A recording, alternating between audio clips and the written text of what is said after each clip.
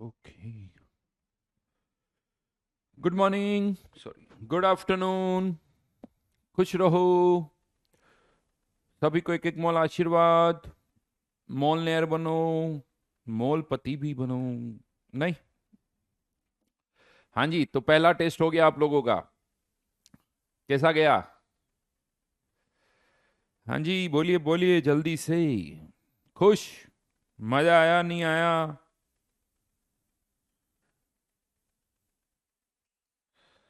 Questions हुए क्या physical के?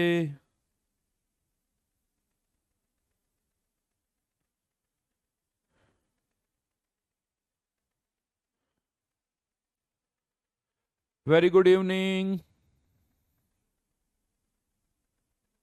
अच्छा हुआ। Rank 54, not so good. 136, 165। Ruchit, ओहो हो।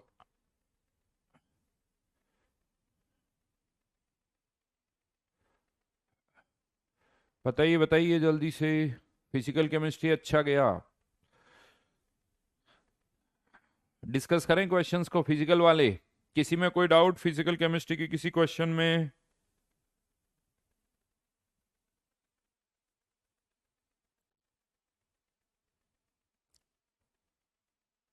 कमेंट बहुत सारे आ रहे हैं। ठीक नहीं गया, अच्छा नहीं हुआ। 69th रैंक अच्छा हुआ।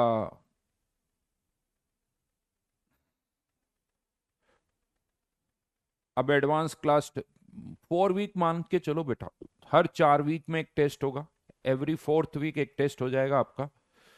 जेई मेंस था, अब जेई एडवांस पैटर्न के लिए।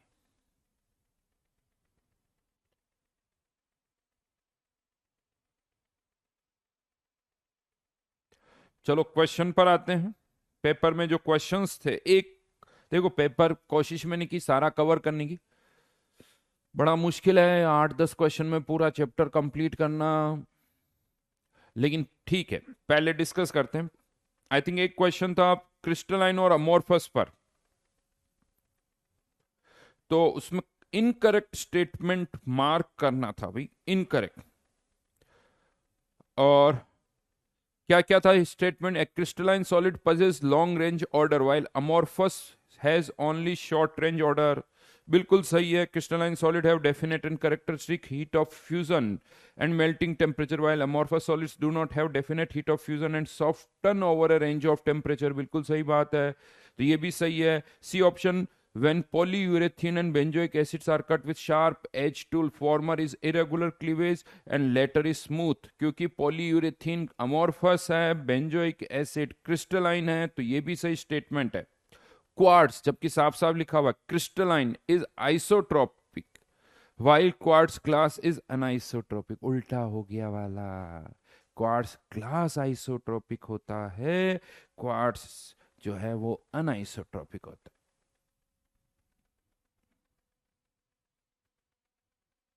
चलो, दूसरा था टेट्रागोनल और हेक्सागोनल यूनिट सेल का वॉल्यूम निकालना है।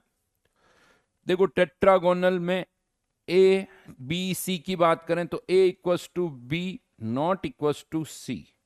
तो इसका वॉल्यूम जो हो जाता है A square into B, volume. Hexagonal पर क्या बनी? बेस पर। हेक्सागोनल यूनिट सेल की बात करें तो ऐसे आएगा। इसमें भी ए इक्वस टू तो बी होता है but not equals to C, और एंगल भी अलग अलग। तो base area √3 A square by 4 into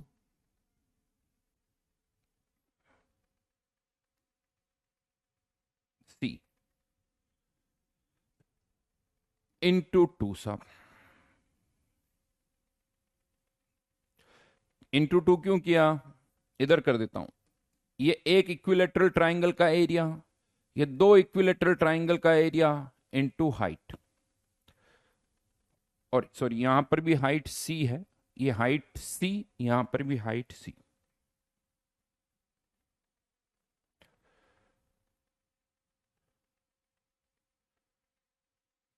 ratio लेना है इन दोनों को।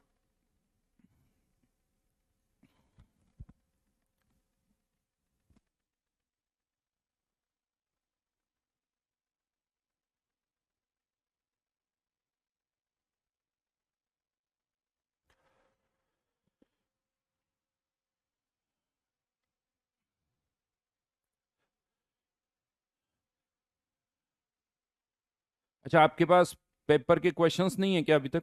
हम्म। बेटा 6 से मल्टीप्लाई नहीं होगा।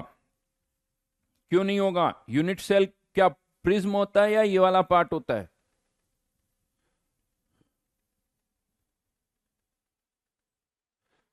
अमन, आगे आने वाले चैप्टर में 11th का कौन सा चैप्टर आएगा? कंसंट्रेशन टर्म आएगा बेटा, आगे वाले चैप्टर में कंसंट्रेशन टर्म। क्वेश्चन तो अवेलेबल है ना, फिर क्यों पूछते रहते हो यार इतना? कितने बच्चों ने टेस्ट दिया देखो बेटा, अभी मेरे पास भी डेटा नहीं है। तुम अपना आप केवल स्कोर काउंट करो। और मेरे अकॉर्डिंग देखो, बात यह है कि पेपर अच्छा है, लेवल भी अच्छा है। जेई मेंस के लेवल से मैं बात करूं तो जेई मेंस के लेवल से इसका लेवल अप है। लेकिन जिस तरह से हमने पढ़ा है, जिस तरह से इतने दिनों तक हमने पढ़ा है, उस हिसाब से क्वेश्चन होने चाहिए। नहीं होने वाला कोई सेंस, कोई वो नहीं है। क्योंकि अभी अभी हमने पढ़ा, इतना सारा होमवर्क किया, तो सारे क्वेश्चंस आने चाहिए। तो राइट नाउ, क्योंकि अभी अभी हमने ये चैप्टर पढ़ा है, आपने शीट किया, आपने होमवर्क किया है, इसलिए मेरा कहना है कि फिजिकल के ऑब्जेक्टिव में से, ऑब्जेक्टिव में मेरे हिसाब से 7 क्वेश्चन थे, 7 में से 4 तो सही होने चाहिए। क्योंकि अभी अभी हमने किया है भाई, सब कुछ तो पता है, क्यों नहीं कर सकते? हाँ, थोड़ा बहुत क्वेश्चन इधर उधर, 3 से 4 क्वेश्चन मिनिमम, 3 तो सही होने चाहिए फिजिकल में। मिनिमम साइड की बात कर रहा हूं, उससे ज्यादा और आप कर सकते हो, बट मिनिमम 3 क्वेश्चन तो फिजिकल के सही होने चाहिए।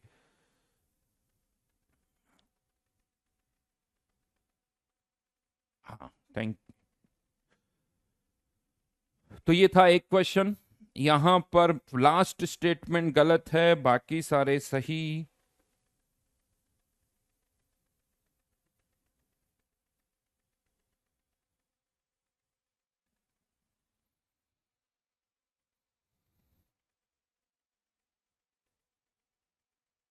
Next,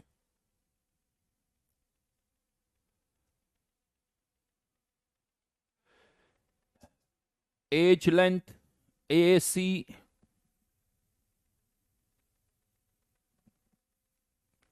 answer Agra.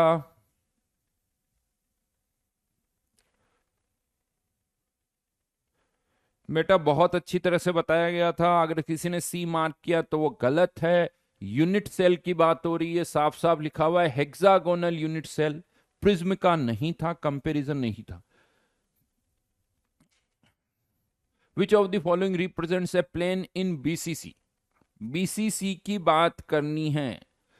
अब आप सोचो बीसीसी में क्या होता है, ये कौन सा प्लेन हो सकता है? क्या इसको सोचते हैं पहले। सिंस ये एज लेंथ ए दे रखी है, तो क्या कॉर्नर वाले एटम्स एक दूसरे को टच करते हैं? नहीं करते हैं। यह आंसर सही होता अगर प्रिमिटिव होता या सिंपल क्यूबिक होता तो सही होता। लेकिन बीसीसी में ऐसा कोई प्लेन नहीं होता जिसमें इस तरह के 4 एटम्स टच कर ए एज लेंथ पर हो, नहीं होगा। दूसरा पॉइंट पर आते हैं।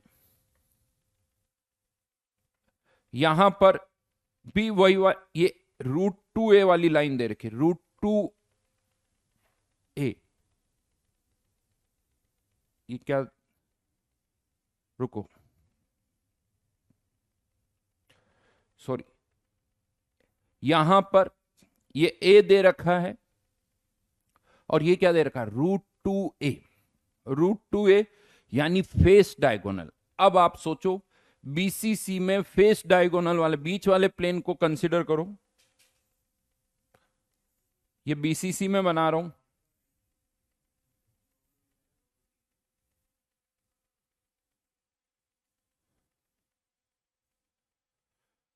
आपको भी पता है सभी कॉर्नर पर एटम्स होते हैं और एक इस क्यूब के सेंटर पर होता है। और ये सेंटर वाला एटम इन सबको टच करता है। तो अब आप इस प्लेन को फोकस करो कि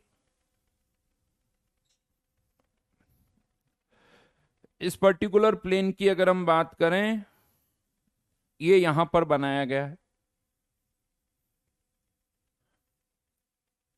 तो ये सारे एटम्स, ये हो गई रूट 2a, ये हो गया ए, जो कि एक दूसरे को टच नहीं कर रहे हैं, ये BCC। ये वाला प्लेन होता किसमें? FCC, और ये भी FCC में आएगा।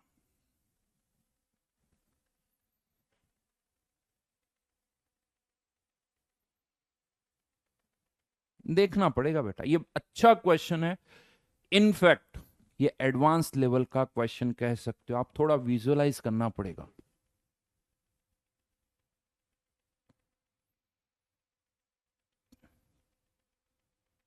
ये एडवांस लेवल का क्वेश्चन है। अगर FCC होता तो ये भी सही होता, ये भी सही होता। सोच लेना क्यों होगा, क्योंकि FCC में यहां एटम होता, यहां एटम होता, तो वो सही हो जाता। सारे ऑप्शन मार्क है बेटा। BCC सिंपल क्यूबिक, ये देख लो।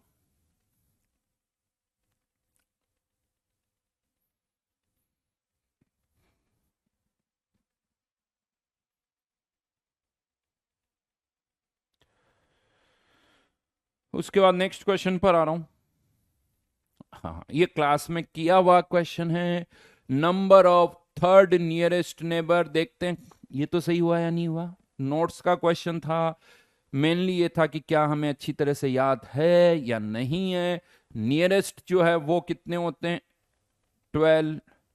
सेकंड नियरेस्ट कितने होते हैं? 6।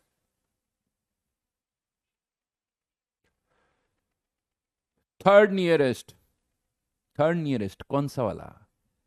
कौन सा वाला याद है? ये डिस्टेंस होती है a/√2, ये होता है a, फिर आता है √1.5a, और फिर आता है √2a। यानी ये 12, ये 6, ये 24 और ये 12।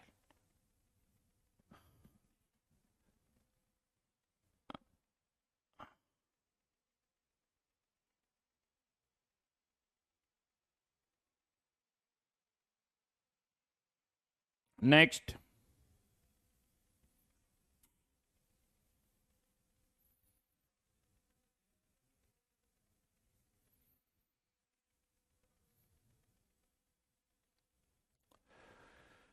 किसने सही या सही किया है नहीं क्या बताओ, किस किस का ये सही है? जिस जिसको याद था जल्दी से बताओ।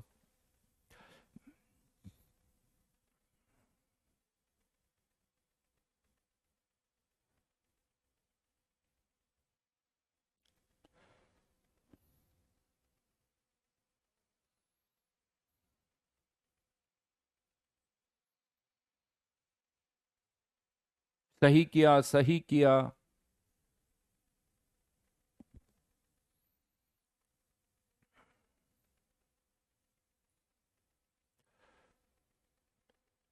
कुछ कुछ क्वेश्चंस मेरे को मिले, किसी ने कहा रैंक कैसे पता चलेगी, पेपर मिलेगा या नहीं मिलेगा। मैं इनके जवाब पता करके आप लोगों को बता दूंगा कि इनके क्या रिप्लाई है। पेपर आपको मिलेगा, कैसे मिलेगा वो देखते हैं।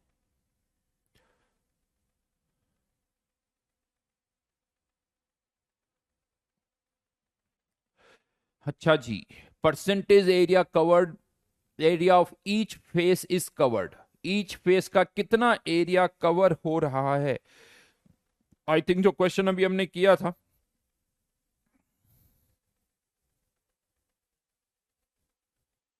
यही क्वेश्चन हमने किया था। तो इसका आपको एरिया कवर्ड निकालना है। मेरे हिसाब से क्लास में भी किया हुआ क्वेश्चन है। दो एटम है तो कितना एरिया कवर हो रहा है? 2 × πr²।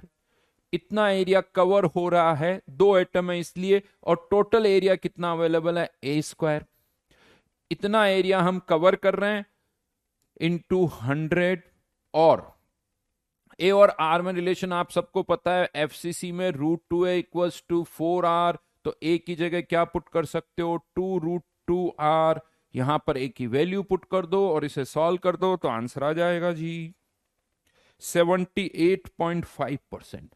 बिल्कुल सही, 78.5% ये आंसर है।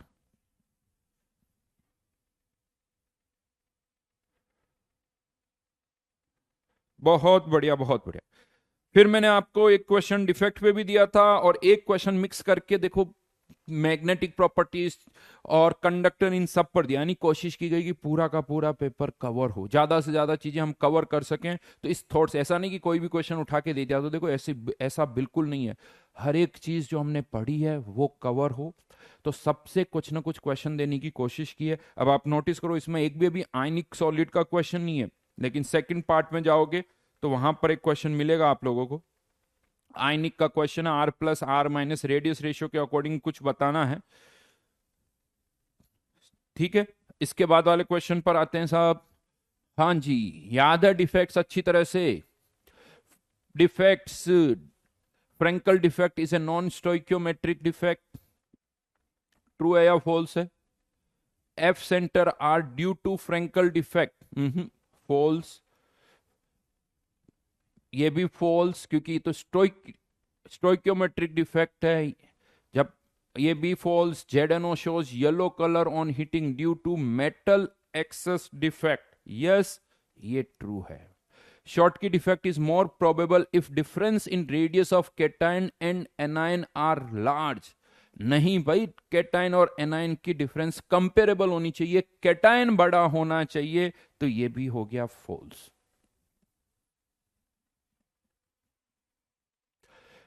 ये क्वेश्चन आसान नहीं है, ये क्वेश्चन आसान नहीं है। डिफरेंस ज्यादा होगा इसका मतलब केटाइन छोटा हो जाएगा, केटाइन छोटा होगा तो शॉर्ट की डिफेक्ट नहीं होगा, शॉर्ट की डिफेक्ट के लिए केटाइन बड़ा होना चाहिए, एनाइन के कंपेरेबल होना चाहिए। तो इसलिए शॉर्ट की डिफेक्ट वाला जो स्टेटमेंट है वो गलत है। अच्छा क्वेश्चन है, बहुत ढंग से पढ़ोगे तभी हो पाएगा, बहुत ढंग से पढ़ोगे तभी हो पाएगा। अगर मुझसे पूछोगे तो ये भी एक जेई एडवांस लेवल टाइप का क्वेश्चन कह सकता हूं। Semiconductors, conductors, magnetic properties in semiconductors, valence band is partially field. नहीं भाई, वैलेंस बैंड पार्शियली फिल्ड नहीं होता, तो ये हो गया false.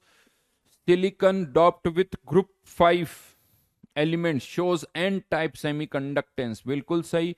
Cobalt shows magnetic nature, ferrimagnetic nature. तो याद करो थोड़ा सा, क्या क्या था? आयरन, कोबाल्ट, निकल, गैडोलिनियम और अन्य 59 किस में स्कोर, केमिस्ट्री में या टोटल? पूरा तो लिखो बेटा, क्वेश्चन तो पूरा पूछ। 59 इज ए गुड स्कोर, किस में? टोटल आया, केमिस्ट्री में आया, मैथ्स में आया? इतनी बार लिख रहे हो तो थोड़ा और सोचो। हाँ, वेरी गुड, CrO2, बिल्कुल सही कहा। तो वो सब, यानी कोबाल्ट भी फेरो मैग्नेटिक होता है, फेरी मैग्नेटिक पूछा गया है, तो फेरी मैग्नेटिक का ये एग्जाम्पल नहीं है। फेरी मैग्नेटिक का एग्जाम्पल एक तो था Mn3O4 था, इसके अलावा एक दो और एग्जाम्पल्स थे, Fe2 FeZnO टाइप्स। और डायमैग्नेटिक कोबाल्ट शोस, ये हो गया false. Diamagnetic character of a substance is due to presence of unpaired electron, ये भी हो गया फॉल्स। पेयर्ड इलेक्ट्रॉन के कारण डायमैग्नेटिक कैरेक्टर आता है।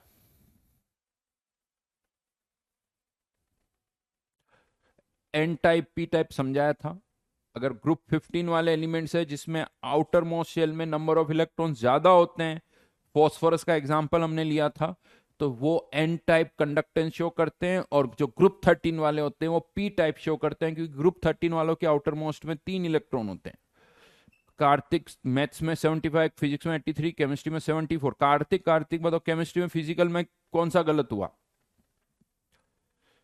मोहम्मद कह रहा सर टेस्ट कहाँ हुआ, मुझे पता ही नहीं चला, डेली क्लास में बात हो रही है मोहम्मद। दिव्यांश 192, बहुत बढ़िया दिव्यांश। 43 केमिस्ट्री में।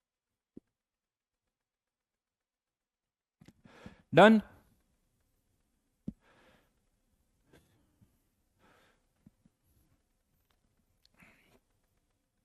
बेटा देखो सुनो, बहुत सारे स्टूडेंट्स पता क्या पूछ रहे हैं कि सर इतने मार्क्स अच्छे हैं या नहीं है। यार अच्छा तो रिलेटिव है ना यार, ये क्या क्वेश्चन है? अच्छा किसे बोलूं? आपके अकॉर्डिंग क्या है? सबकी अपनी अपनी अलग इच्छाएं। आप मुझे ये बता दो, तुम जेई में कितनी रैंक लाना चाहते हो? अच्छा तो ये देखा जाता है कि आपको क्या लग रहा है कि आप इस पेपर में कितने मार्क्स ला सकते थे। क्या आपको लगता है कि इस पेपर में जितने क्वेश्चन आपने किए थे उससे ज्यादा और आप सही नहीं कर सकते हो? आप ये देखो कि आपको कौन कौन से क्वेश्चंस आपको लगते हैं कि ये मैं कर सकता था या इस कारण से नहीं हुआ, ये आपको देखना है। सबसे पहली चीज तो ये है, समझ रहे हो मेरी बात को, कि यार ये सर ने पढ़ाया था, ये मैंने कुछ सुना भी था लेकिन मेरे को याद ही नहीं आया। तो वो गलती है, वो ये लगना चाहिए नहीं ये क्वेश्चन हो जाना चाहिए। हाँ, यहां पर ठीक है, ये क्वेश्चन जैसे आप अटेम्प्ट कर रहे हो ये होना चाहिए, ये क्वेश्चन सबसे होना चाहिए, क्योंकि इसमें कौन से वर्ड में जाएगा, ऐसे बहुत सारे क्वेश्चंस किए हैं। ये आप देखो कि हाँ इसका आंसर आया या नहीं आया। ये अगेन बेसिक क्वेश्चन है। सेमीकंडक्टर वाला क्या ये हमें याद है या नहीं है? तो ये इस तरह से आप इसको नोटिस तो करो। तरीका ये नहीं होता सर मेरे 50 आए कैसा गया, 100 आए कैसा गया। ऐसे तो 200 वाले का भी हो सकता अच्छा नहीं गया। उसकी एक्सपेक्टेशन क्या है भाई, तुम्हारी एक्सपेक्टेशन क्या, क्या रैंक लाना चाहते हो जेई में तुम? कोई ये कहता नहीं सर मेरे को तो जेई में ना 15,000 रैंक चाहिए, मेंस में 50,000 रैंक चाहिए, तो उसके लिए अलग है, उसके लिए स्कोर मान लो हो सकता है उसके लिए 50%, 30% भी उसके लिए अच्छा हो सकता है। और अभी वो टाइम नहीं है, अभी वो टाइम नहीं है कि आप ये सोचो आप डायरेक्ट इसको रैंक से रिलेट करो। अभी बहुत टाइम बाकी है। अभी केवल ये देखो कि मैं और कितना अच्छा कर सकता हूं, आप और कितना अपनी एफर्ट्स बढ़ा सकते हो और कितने क्वेश्चन सही कर सकते हो, उस पर फोकस करो पहले। गलत डायरेक्शन में मत जाओ पहले। मैं आपको बता दूं दूसरी चीज क्या है। पेपर, अभी जो पेपर है उसमें पूरा सिलेबस नहीं है। इस टेस्ट के मार्क्स को आप डायरेक्ट वहां से रिलेट नहीं कर सकते कि अगर इस टेस्ट में इतने मार्क्स आएंगे तो जेई में मेरे इतने मार्क्स आएंगे। वो आप रिलेट नहीं कर सकते हो। अभी केवल ये सोचो कि यार ये क्वेश्चन मैंने पढ़ा था, कंडक्टर्स मैंने पढ़े थे, मैग्नेटिक प्रॉपर्टीज पढ़ी थी, तो मेरा सही क्यों नहीं हुआ, मैं क्यों गलत कर रहा हूं, ये वाला क्वेश्चन मेरे से क्यों गलत हो गया, परसेंटेज एरिया वाला क्यों गलत हुआ, क्या ये मैं कर सकता हूं या नहीं कर सकता हूं, क्या मेरे दिमाग में इस तरह से था, क्या कोई सिली मिस्टेक्स की, क्या कोई कैलकुलेशन की गड़बड़ की। अब आप एक काम करो, इसका एनालिसिस करो, एक अलग से रजिस्टर बनाओ, एक टेस्ट रजिस्टर के नाम से अलग से रजिस्टर बनाओ। वो तीनों, वो सारी फिजिक्स केमिस्ट्री मैथ्स का एक ही होगा। उसमें सबसे पहले तो पेज मैं आपको बताता हूँ, थोड़ा हिंट देता हूँ। एक रजिस्टर आपको बनाना है, उस रजिस्टर में पहले लिख दो कि हाँ टेस्ट कौन सा है, टेस्ट 1। डेट लिख दो यहां पर जो भी उसकी डेट थी। पैटर्न लिख दो जेई मेंस पैटर्न साहब, ये आपने ऊपर ही ऊपर लिख दिया बड़े बड़े अक्षरों में। फिर उसके बाद फिजिक्स केमिस्ट्री मैथ्स, मैथ्स ठीक है, फिजिक्स केमिस्ट्री मैथ्स। जित सेक्शन अलग अलग है तो उनके लिए अलग अलग लिखो। जैसे राइट नाउ यहां पर 2 सेक्शन है, ठीक है, 2 सेक्शन है तो दोनों का अलग अलग लिखो। ऑब्जेक्टिव वाला अलग लिखो और न्यूमेरिकल वाला अलग लिखो। क्या लिखना है आपको? ऑब्जेक्टिव वाले में टोटल क्वेश्चन कितने थे वो लिख दो। और यहां पर एक और चीज कहूंगा, मैथ, फिजिक्स मैथ्स और केमिस्ट्री में 3 पार्ट करने पड़ेंगे, पीसी, ओसी, आईओसी, ऐसे अलग अलग लिखो। मैथ्स में सबसे पहले क्या करना होगा, यानी यहां पर तो लिख दो टोटल कितने क्वेश्चन थे, तो जैसे 20, और न्यूमेरिकल में कितने थे 5, क्योंकि अटेम्प्ट 5 ही करने होते हैं। ये टोटल नंबर ऑफ क्वेश्चंस आ गए। पहला कॉलम अटेम्प्ट कितने किए, अटेम्प्ट कितने किए, उसमें से करेक्ट कितने हुए। चाहो तो लिख दो इनकरेक्ट, बट ऑब्वियस है वो यहां से निकल जाएगा, लेकिन फिर भी आप कह सकते हो इनकरेक्ट। इनकरेक्ट कितने हुए, वो यहां पर लिख दो। एग्जैक्टली वही चीज यहां पर भी करनी है आपको। अटेम्प्ट, करेक्ट और इनकरेक्ट, या करेक्ट वॉट, ये 3 कॉलम बना दो। 1-2 कॉलम ज्यादा बनाओगे कोई प्रॉब्लम नहीं है, वो आप लिख सकते हो कि अटेम्प्ट मेरे इतने हुए हैं, उसमें से इतने सही हुए हैं, वैसे माइनस कर दोगे तो ये आ जाएगा। तो चाहो तो यहां पर इनकरेक्ट की बजाय डायरेक्ट लिख दो। नेगेटिव कितने हुए हैं वो भी आप बना सकते हो। नेगेटिव कितने हुए हैं वो आप यहां पर लिख दो। न्यूमेरिकल में भी इस तरह से लिख सकते हो। फिजिक्स, मैथ्स और केमिस्ट्री, अगर आप जेई एडवांस वाले पेपर में करोगे तो वहां पर अलग अलग तरह के क्वेश्चंस होते हैं, तो वहां पर आप और स्टेप्स बढ़ा सकते हो। अब ये लिखने के बाद, ये लिखने के बाद नीचे जो है, नीचे अलग से फिर केवल अब फिजिक्स का अलग से एनालिसिस होगा, मैथ्स का अलग से होगा। ये तो एक ओवरऑल एनालिसिस हुआ है जिसमें आपने समरी लिख दी, नीचे आपने लिख दिया टोटल मार्क्स आपके इतने आए, टोटल मार्क्स आपके इतने आए, नेगेटिव इनकरेक्ट यानी नेगेटिव मार्क्स इतने चले गए, वो आप यहां पर लिख दो। ठीक है, अब आप फिजिक्स में आओ। केवल अब फिजिक्स या केवल मैथ्स या पीसी जो भी एक पर्टिकुलर सब्जेक्ट है उसमें आप लिखो कि कितने क्वेश्चन गलत हुए या अटेम्प्ट नहीं किए, यानी रॉन्ग और नॉट अटेम्प्टेड। कौन कौन से क्वेश्चन हैं जो गलत हुए और जो आपने अटेम्प्ट नहीं किए। जो गलत हुए हैं उन क्वेश्चंस का सॉल्यूशन लिखो, और जो अटेम्प्ट नहीं किए उनका भी सॉल्यूशन लिखो, और जो गलत हुए हैं वहां पर हाईलाइट करो कि वो क्यों गलत हुए, वो क्यों गलत हुए ना। समझ में आ गई मेरी बात। उनको हाईलाइट करो कि गलत क्यों हुआ, नहीं अटेम्प्ट किया तो उसका यानी वो पूरा सॉल्यूशन होना चाहिए। इस तरह से फिजिकल, ऑर्गेनिक, इनऑर्गेनिक सबके लिए ऐसा ही करना है। समझ में आ गई बात शायद। ठीक है, बनाओगे या नहीं बनाओगे? दिव्यांश बनाया है तुमने रजिस्टर? बताओ।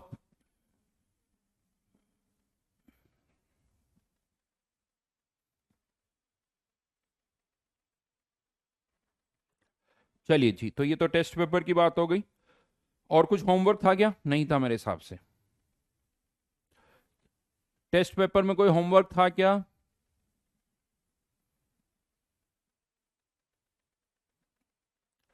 बना लिया, बहुत बढ़िया बहुत बढ़िया।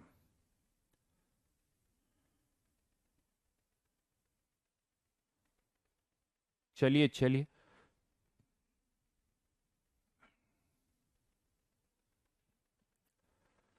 तो अब थर्मो पर आ जाते हैं। लास्ट क्लास में वापस अब मैं थर्मोडायनेमिक्स पर आ रहा हूं।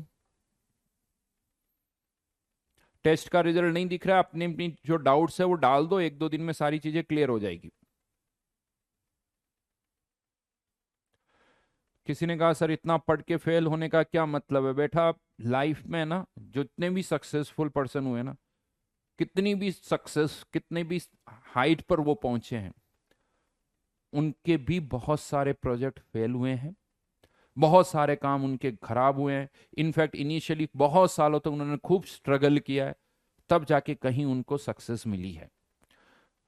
तो ये दिमाग से निकाल दो कि जो सक्सेसफुल है वो कभी फेल नहीं होते, जो सक्सेसफुल है वो भी फेल होते हैं। बस ये होता है कि जो सक्सेसफुल होते हैं ना, वो काम ही इतने सारे करते हैं कि कुछ में फेल होते हैं, कुछ में सक्सेस मिल जाती है। तो हमें तो क्या सक्सेस तो दिखती है, जहां वो फेल हो जाते हैं वो हमें पता ही नहीं चलता, तो लगता वाह।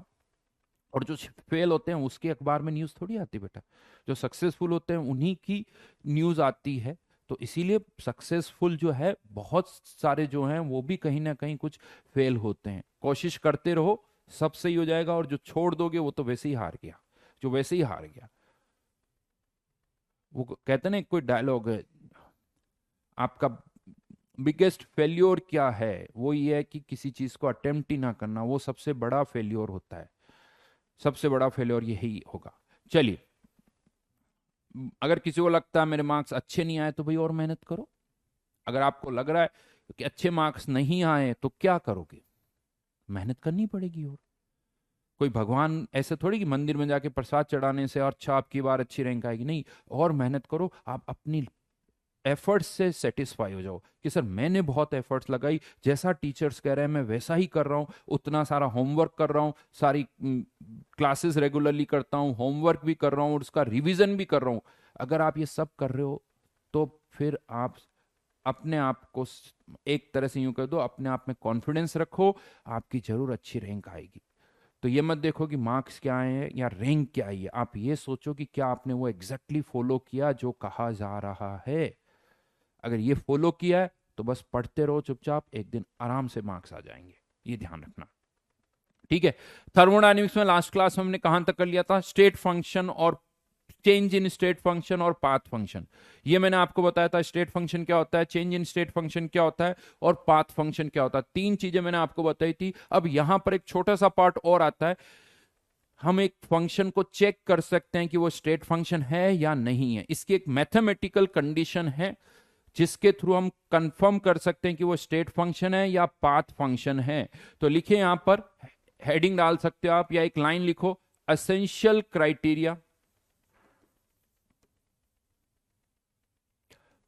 essential criteria for a function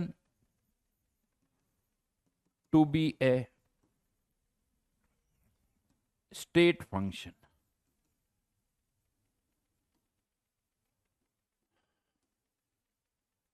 Essential criteria for a function to be a state function. तो कोई भी फंक्शन अगर स्टेट फंक्शन है, देखो इस पर न्यूमेरिकल नहीं आएंगे, बस कंडीशंस आपको पता होनी चाहिए कि हाँ ये कंडीशन होती है, क्योंकि मैथमेटिकल पेपर नहीं है, ये मैथमेटिक्स की कंडीशन है, बट कंडीशन पता होनी चाहिए। तो पहली कंडीशन क्या है, अगर कोई भी फंक्शन स्टेट फंक्शन है तो change in state function, change in state function from A to B. मान लो मैं ये कह रहा हूं कि जो फाई है, फाई कोई एक फंक्शन है, फाई जो है कोई एक फंक्शन है, कोई एक्सप्रेशन होगा, फाई की कुछ वैल्यू होगी। तो change in phi from A to B is always equals to phi की value at B minus phi की वैल्यू एट ए। इसको ऐसे समझते हैं, मान लो फाई क्या है, लेटीट्यूड, फाई क्या है, लेटीट्यूड। तो change in latitude from Kota to Delhi, change in latitude from Kota to Delhi, आप किसी भी रास्ते से जाओ वो किसके बराबर होगा, latitude at Delhi minus latitude at Kota. इसको ऐसे कह सकते हो कि अगर ये कंडीशन फुलफिल हो रही है, मतलब वो पाथ पर डिपेंड ही नहीं कर रहा, आप किस पाथ से जा रहे हो उससे फर्क नहीं पड़ रहा है। तो यानी चेंज इन फाई केवल फाइनल और इनिशियल पर डिपेंड कर रहा है, और चेंज अगर फाइनल और इनिशियल पर कर रहा है तो जो फाई होगा वो केवल फाइनल पर डिपेंड करेगा, वो फाइनल पर डिपेंड करेगा। क्वेश्चन नहीं करने, इसको बस इस लेटीट्यूड वाले एग्जांपल से समझ लो। Change in latitude from Kota to Delhi equals to latitude at Delhi minus latitude at Kota. चाहे आप किसी भी पाथ से जाओगे, अगर ये वैल्यू इसके बराबर है मतलब फाई जो है वो एक स्टेट फंक्शन है। बस ये कंडीशन याद रखना। और इसी को थोड़ा अलग तरह से पुट किया जाए तो change in state function, change in state function for a cyclic process, अगर ये स्टेट फंक्शन है तो ओवर ए साइक्लिक प्रोसेस जो चेंज होगा वो हमेशा जीरो होगा। क्यों जीरो होगा, कि अगर मैं घूम फिर कर वापस कोटा में आ जाता हूं, घूम फिर कर वापस कोटा में आ जाता हूं तो मेरा लेटीट्यूड में तो कोई चेंज नहीं होगा, मेरे लॉन्गिट्यूड में भी कोई चेंज नहीं होगा। ये थर्मोडायनेमिक्स की क्लास चल रही है, सामने लिखा हुआ है, तो देखो और अलग अलग नहीं है, ये कंडीशन चेक कर लो या ये कंडीशन चेक कर लो, अगर ये फुलफिल होगी तो ये भी होगी, ये फुलफिल होगी तो ये भी होगी। तो ये अलग अलग कंडीशंस हैं, इंडिपेंडेंट कंडीशंस है, आपको कोई सी भी एक कंडीशन यहां पर चेक करनी है, फर्स्ट सेकंड। इसके अलावा एक थर्ड कंडीशन और है, एक थर्ड कंडीशन और है, लेकिन वो थर्ड, इसमें तो क्या हो रहा है, इंटीग्रेशन हो रहा है, इंटीग्रेशन कर रहे हैं, जो कि थर्ड कंडीशन है उसमें डिफरेंशिएशन करते हैं।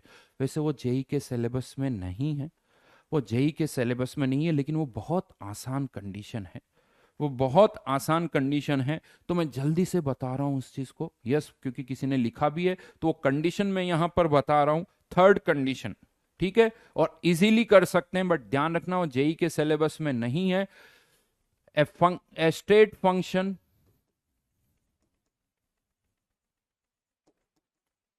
must satisfy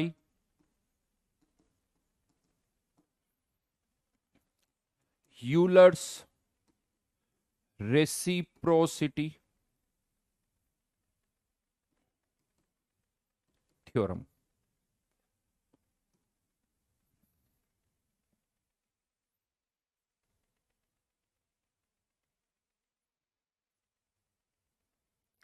Euler's reciprocity theorem क्या होती है? यूलर्स रेसिप्रोसिटी थ्योरम, मान लो फाई जो है दो वेरिएबल का फंक्शन है, एक्स और वाई, दो वेरिएबल है, एक्सप्रेशन कुछ भी हो सकता है, और अब हमें चेक करना है कि क्या फाई स्टेट फंक्शन है या नहीं है। तो हम क्या करेंगे, इस फाई को डिफरेंशिएट करेंगे। पहले मान लो x के रेस्पेक्ट में पार्शियली डिफरेंशिएट किया। जब x के रेस्पेक्ट में डिफरेंशिएट कर रहे हैं तो हमने y को क्या रखा, कांस्टेंट। इसको ऐसे रीड किया जाता है, फाई को हम डिफरेंशिएट कर रहे हैं with respect to x, keeping y constant. और जो रिजल्ट आया उसे फिर से डिफरेंशिएट करो, यानी डबल डिफरेंशिएट करना है। और ये जो रिजल्ट आया है, अब की बार इसको y के रेस्पेक्ट में डिफरेंशिएट करो और किसको कांस्टेंट रखो, x को। ये आपकी होगी LHS, लेफ्ट हैंड साइड। और इसी तरह से फिर से आपको एक बार और डिफरेंशिएशन करना है, लेकिन इस बार पहले y के रेस्पेक्ट में। यहां पहले x के रेस्पेक्ट में था, यहां पहले y के रेस्पेक्ट में। और y के रेस्पेक्ट में कर रहे हैं तो x को कांस्टेंट रखा, और x के रेस्पेक्ट में कर रहे हैं तो y को कांस्टेंट रख रहे हैं यहां पर।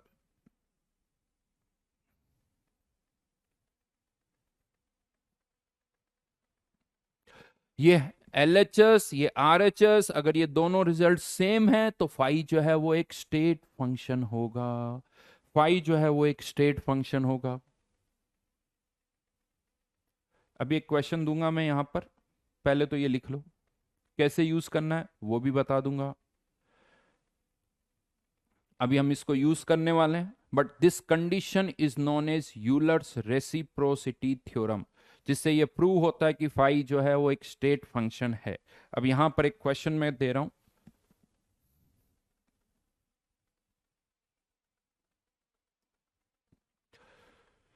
Prove that for a given amount of ideal gas pressure is state function। Pressure जो है वो स्टेट फंक्शन है। अब प्रेशर जो है वो फॉर्मूला क्या होता है, पीवी इक्वल टू एनआरटी। तो P equal to NRT by V. Given amount यानी अमाउंट फिक्स हो गई तो मोल्स फिक्स हो गए, एन कांस्टेंट, आर कांस्टेंट। तो ये जो प्रेशर है वो दो वेरिएबल का फंक्शन है, टेम्परेचर और वॉल्यूम। ये जो प्रेशर है वो दो वेरिएबल का फंक्शन है, टेम्परेचर और वॉल्यूम। ठीक है। अब प्रूव कैसे करना है, तो इसको हम डिफरेंशिएट करेंगे, इसको हम डिफरेंशिएट करेंगे। प्रेशर को पहले मैंने टेम्परेचर के रेस्पेक्ट में डिफरेंशिएट किया, टेम्परेचर के रेस्पेक्ट में। और जब टेम्परेचर के रेस्पेक्ट में डिफरेंशिएट कर रहा हूं तो वॉल्यूम को क्या रखा, कांस्टेंट।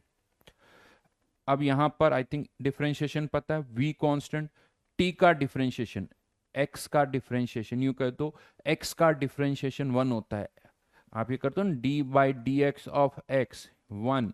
हाँ, अगर ये D by D x of x square होता तो कितना होता है, कितना आता है, 2x। तो यहां पर टी का डिफरेंशिएशन 1, तो ये वैल्यू आ गई N R by V. T का डिफरेंशिएशन हो गया 1। अब इसको फिर से डिफरेंशिएट करना है, यानी यहां पर ये जो रिजल्ट आया delta P upon delta T at constant volume, इसको फिर से, इस पूरे को फिर से डिफरेंशिएट कर रहे हैं with respect to V, keeping temperature constant. Temperature तो है ही नहीं, अगर होता तो कांस्टेंट रखते। 1 अपॉन एक्स का डिफरेंशिएशन, 1 अपॉन एक्स का डिफरेंशिएशन कितना होता है,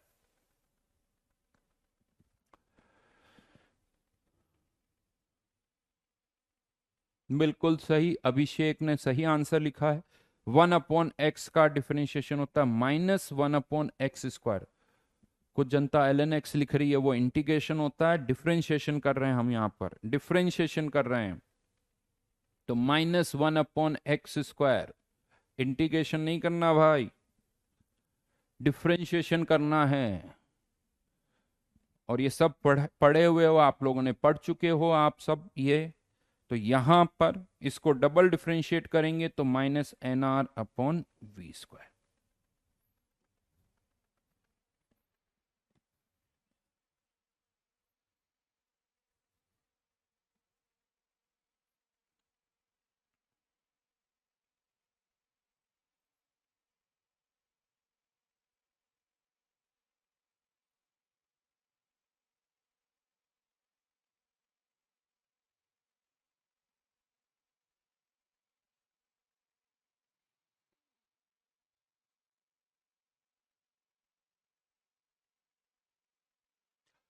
राइट हैंड साइड खुद कर लोगे, राइट हैंड साइड खुद निकाल लोगे, इसी तरह से करना है, लेकिन पहले v के रेस्पेक्ट में डिफरेंशिएट करो, फिर बाद में t के रेस्पेक्ट में करो। जैसा मैंने लिखा है एग्जैक्टली वैसे ही लिखो और चेक करो कि क्या left hand side right hand side के बराबर आई है या नहीं आई है।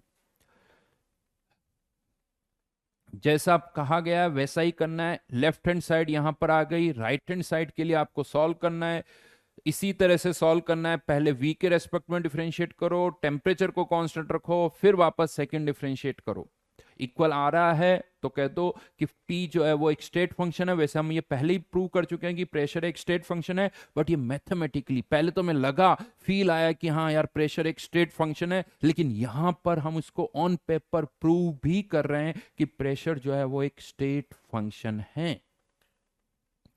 चलिए, तो ये चीज हो गई स्टेट फंक्शन, लेकिन याद रखना state function, change in state function और पाथ फंक्शन।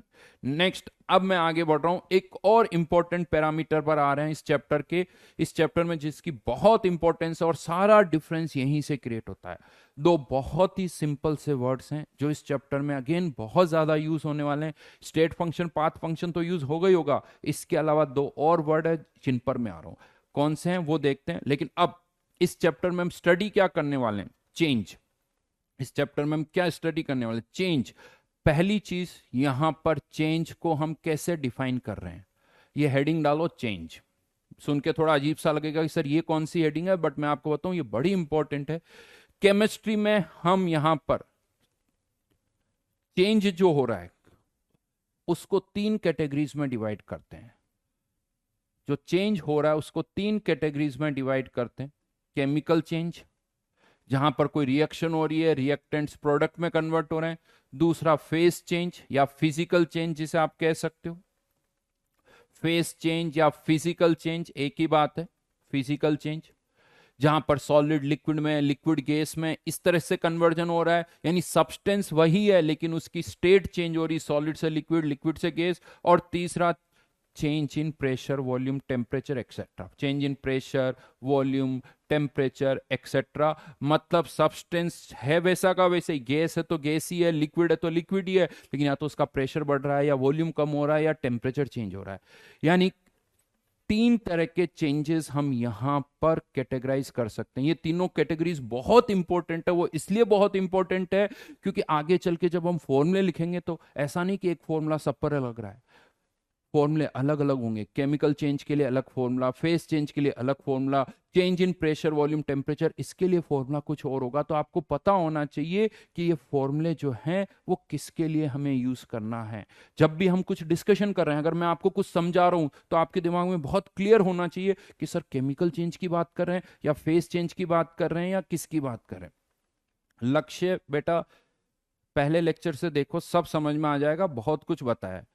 थर्मोडायनेमिक्स 11th का है, लेकिन जेई में 11th 12th कुछ नहीं होता, और हम जेई की तैयारी कर रहे हैं तो ये टॉपिक हम 12th में पढ़ते हैं क्योंकि ये बहुत कनेक्टेड टॉपिक है, बाकी सभी से बहुत कनेक्टेड है, इसीलिए हम 12th में इसको पढ़ते हैं। तो यहां पर chemical change, face change, change in pressure, volume, temperature, ये तीन तरह के चेंजेस है। जब भी मैं कुछ समझा रहा हूं आपके दिमाग में बहुत क्लियर होना चाहिए कि मैं किसकी बात कर रहा हूं। क्या मैं सभी चेंजेस की बात कर रहा हूं या इनमें से किसी एक पर्टिकुलर चेंज की बात कर रहा हूं, वो समझ में आना चाहिए।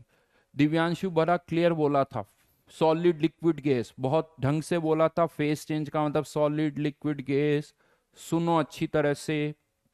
देन केमिस्ट्री में सब्सटेंस की भी बहुत बड़ी इंपॉर्टेंस है। सब्सटेंस की इंपॉर्टेंस से मतलब जो सब्सटेंस है उनको भी हम तीन कैटेगरीज में डिवाइड करेंगे। आइडियल गैस जिसके लिए हम पीवी इक्वल टू एनआरटी लगा सकते हैं, रियल गैस यानी गैसेस को हमने दो पार्ट में कैटेगराइज कर दिया, आइडियल और रियल, और तीसरी कैटेगरी है लिक्विड एंड सॉलिड। क्योंकि जो फॉर्मूले हम डिराइव करेंगे आइडियल के लिए अलग होंगे, रियल के लिए अलग होंगे, और सॉलिड और लिक्विड के लिए फॉर्मूले कुछ और होंगे। तो ये तीन कैटेगरीज में आप सब्सटेंस को भी कैटेगराइज कर सकते हो। ये नहीं कि कोई सा भी फॉर्मूला बस लगा दो, अरे लिक्विड और सॉलिड के लिए अलग होगा, रियल गैसेस के लिए अलग होगा, आइडियल के लिए अलग होगा। तो हर जगह आपको ये कंडीशंस दिमाग में रखनी है। इसी के साथ एक और बात मैं बता दूं, आपने नॉर्मली ऐसे वर्ड सुने होंगे, isothermal process, isochoric process, right? ये कुछ वर्ड्स सुने हैं। क्या होता है आइसोथर्मल प्रोसेस में? क्या कांस्टेंट रहता है, चलो बताओ, और चेंज क्या होता है?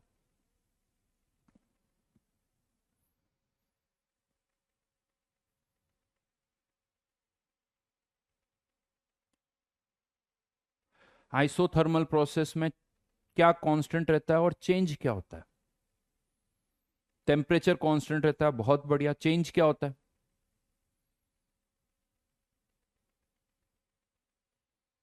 चेंज क्या होता है ये भी बताओ। ये तो ठीक लिखा आप लोगों ने, बहुत बढ़िया। चेंज किस में होता है? क्या चेंज होता है? टेम्परेचर के अलावा किस में चेंज? टेम्परेचर तो कांस्टेंट है, चेंज किस में होता है?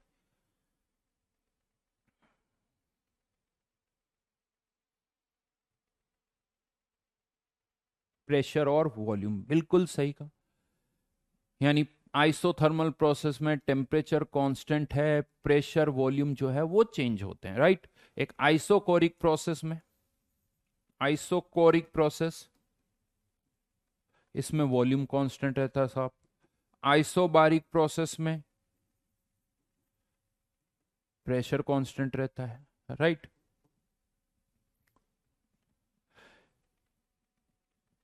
अच्छा, what about moles? Moles per कुछ कमेंट करोगे? किसी ने मोल्स पर नहीं लिखा है।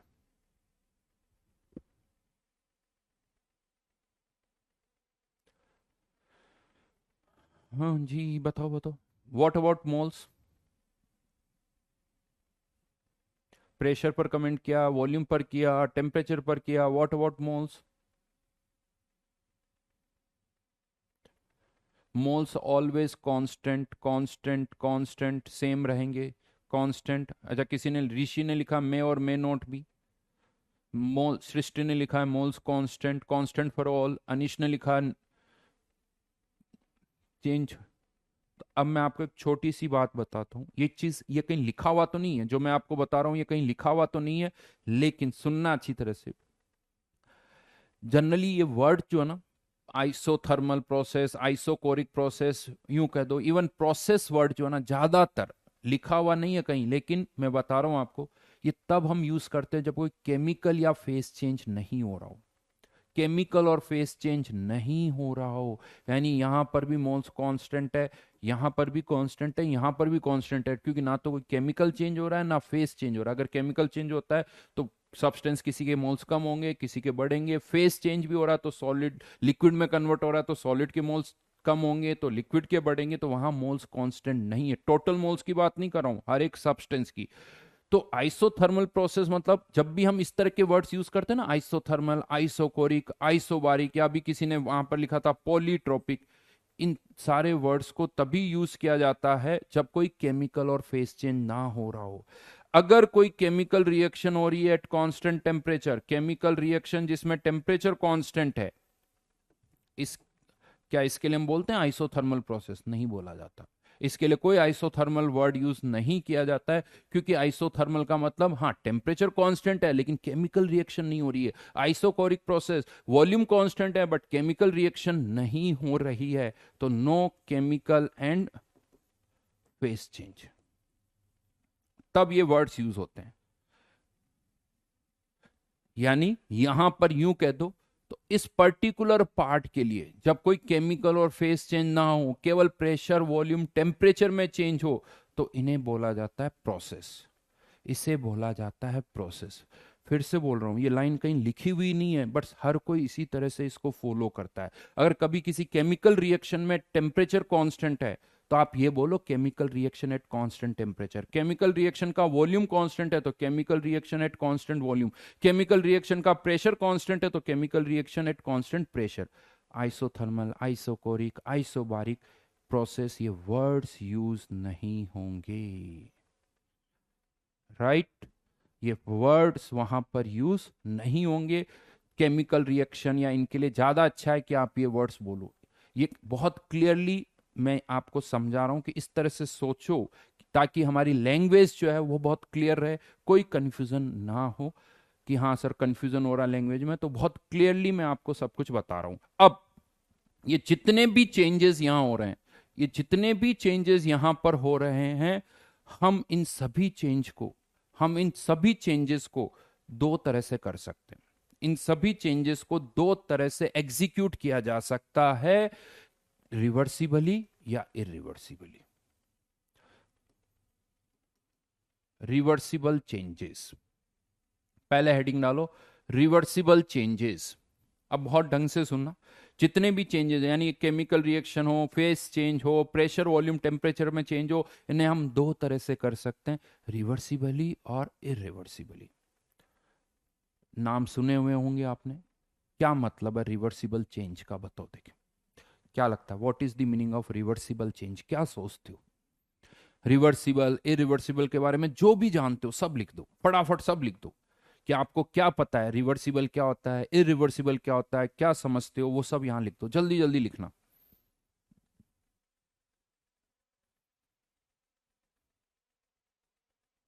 दक्ष ने लिखा it is hypothetical equilibrium, it is very slow.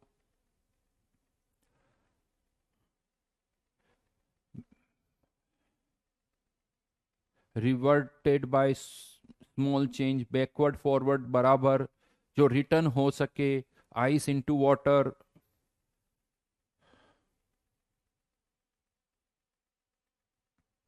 Forward as well as backward, जो फाइनाइट टाइम में हो, वेरी स्लो प्रोसेस। ओके, चलिए मुझे लगता है आप में से बहुतों को बहुत कुछ पता है, बहुत अच्छी बात है। बाई डायरेक्शनल, हर प्रेशर पर इक्विलिब्रियम मेंटेन हो, change in reverse, it takes finite time. Good good, कुछ कुछ लैंग्वेज में समझ पा रहा हूं, बहुत बढ़िया। चलिए मैं बताता हूं, यानी आप में से बहुतों के आंसर सही है, लेकिन एक तो यहां सबसे बड़ी गड़बड़ क्या होती है, जैसे ये वर्ड आता है ना रिवर्सिबल और इरिवर्सिबल, ये वर्ड में ही ऐसा ही कुछ है कि हाँ नॉर्मली हम रिवर्सिबल वर्ड कहाँ यूज करते हैं, जैसे यहां गया फिर पीछे आ गया तो हाँ सर रिवर्स हो गए। देखो रिवर्स होना ये एक अलग चीज है, यहां पर रिवर्सिबल का मतलब क्या है वो मैं आपको समझाऊंगा। यहां पर यूं सोचो कि पहली बार ये वर्ड सुन रहे हो, इससे पहले आपने ये वर्ड कहीं नहीं सुना है, पहली बार आप सुन रहे हो, इससे पहले कहीं नहीं सुना है, ये ध्यान रखना। इवन सबसे ज्यादा कंफ्यूजन कहां से होता है वो भी मैं आपको बता रहा हूं। उससे पहले आप लोगों ने रिवर्सिबल रिएक्शन वर्ड पढ़ा होगा, रिवर्सिबल रिएक्शन और इरिवर्सिबल रिएक्शन।